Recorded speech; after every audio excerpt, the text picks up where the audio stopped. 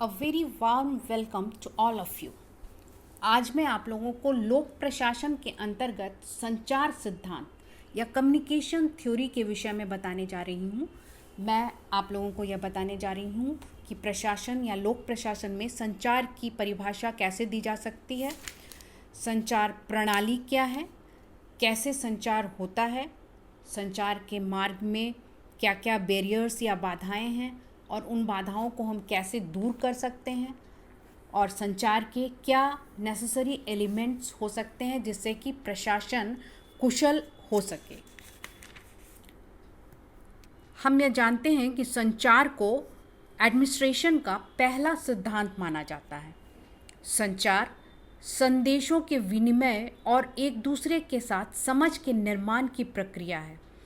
यदि किसी संगठन में कार्य करने वाले लोग संगठन की नीतियों, उद्देश्यों और वर्तमान परिस्थितियों से भली भांति परिचित होते हैं तो वे अपने को स्वयं संगठन के नज़दीक अनुभव करते हैं और अपने कार्य में अधिक उत्साह और रुचि का प्रदर्शन करते हैं। लोक प्रशासन में संचार की कई परिभाषाएं दी गई हैं। थियो हेमन ने लिखा है, संचार एक व्यक्ति से दूसरे व्यक्ति को सूचनाएं और समझ हस्तांतरित करने की प्रक्रिया है। Communication means the process of passing information and understanding from one person to another. F.G. Meyer लिखते हैं, मानवीय विचारों और सम्मतियों का शब्दों, पत्रों और संदेशों के माध्यम से आदान प्रदान ही संचार है। Communication is the intercourse by words, letters or messages, intercourse of thoughts or opinions. Newman और समर लिखते हैं, संचार दो या दो से अधिक व्यक्तियों में तथ्यों, विचारों, सम्मतियों और भावनाओं का पारस्परिक आदान प्रदान है।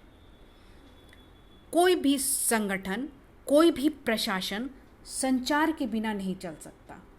संचार प्रबंध की एक प्रमुख समस्या है और जितना ही अधिक और कुशल संचार होता है, प्रशासन की व्यवस्था उतनी ही अधिक कुशल होती है। संचार का प्रशासन में बहुत ही महत्व है और इसके महत्व को बताते हुए हम यह कह सकते हैं कि एक अच्छा प्रशासन तभी कायम हो सकता है जब संचार के द्वारा कर्मचारियों में समन्वय या कोऑर्डिनेशन हो।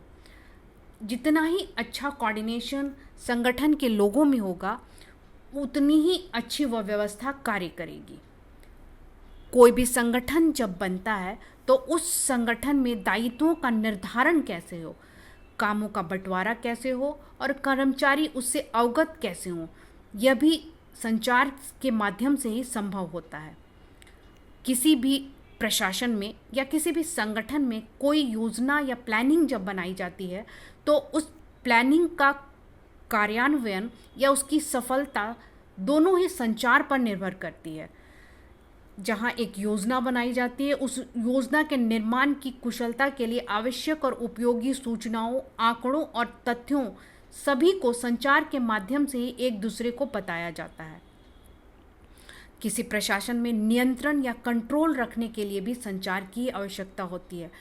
प्रबंधक यदि अपने किसी कार्य से अपने अधीनस्थों के प्रति या अधीनस्थों को नियंत्रित करना चाहते हैं तो उसके लिए भी संचार की आवश्यकता पड़ती है।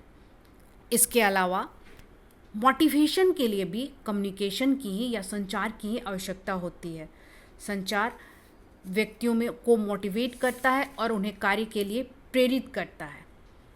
संगठन में अगर निर्णय लेने की कार्य की बात आती है तो उसमें भी संचार की ही भूमिका महत्वपूर्ण होती है। अब प्रश्न यह उठता है कि संचार के साधन या टेक्निक्स क्या हैं। संचार के साधनों को 3 वर्गों में बांटा जाता है। पहली बात है सुनना, देखना, दूसरी बात देखना और सुनना दोनों, और तीसरी बात देखना और सुनना दोनों, यानी ऑडियो, वीडियो और ऑडियो विजुअल दोनों।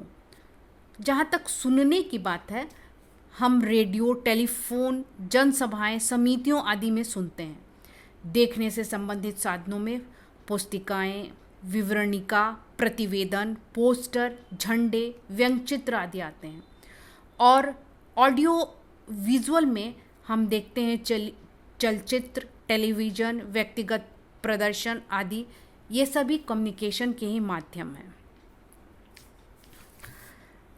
लेकिन ऐसा नहीं है कि संचार के मार्ग में बाधाएं नहीं आती हैं। सबसे बड़ी बाधा आती है भाषा की जटिलता, जो कि संचार में एक प्रमुख अवरोध है। इसके बाद प्रेषक और प्रेषित के बीच भौगोलिक दूरी भी संचार में बाधा उत्पन्न करती है। अगर कर्मचारियों के मध्य अच्छे और मधुर संबंध नहीं रहते हैं तो भी कम्युनिकेशन में बाधा आती है। अगर माध्यम का चुनाव गलत हो गया हो तब भी संचार के मार्ग में यह बाधा उत्पन्न करती है। और कभी कभी तकनीकी बाधाएं ये भी संचार के माध्यम में बाधा उत्पन्न करती है। अब प्रश्न यह उठता है कि क्या हम कम्युनिकेशन की बाधाओं को दूर कर सकते हैं? हम बिल्कुल कम्युनिकेशन या संचार की बाधाओं को दूर कर सकते हैं अगर हम प्रत्यक्ष संचार करें। जहाँ तक संभव हो संदेश हम संबंधित व्यक्तियों को दें और वह प्रत्यक्ष रूप से दें। जब हम संचार करते हैं या अपना संदेश देते हैं तो वह भाषा बोध गम्य होनी चाहिए, अंडरस्टैंडेबल लैंग्वेज होनी चाहिए और सरल भाषा संचार के उद्देश्यों की प्राप्ति में सहायक होती है।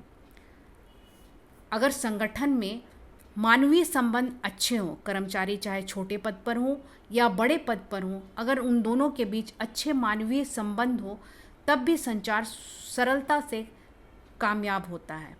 अगर प्रबंध का स्तर लेवल जो है वह कम से कम हो और लोग अधिक से अधिक कम्युनिकेट करें तब भी संचार की व्यवस्था सुचारू हो जाती है।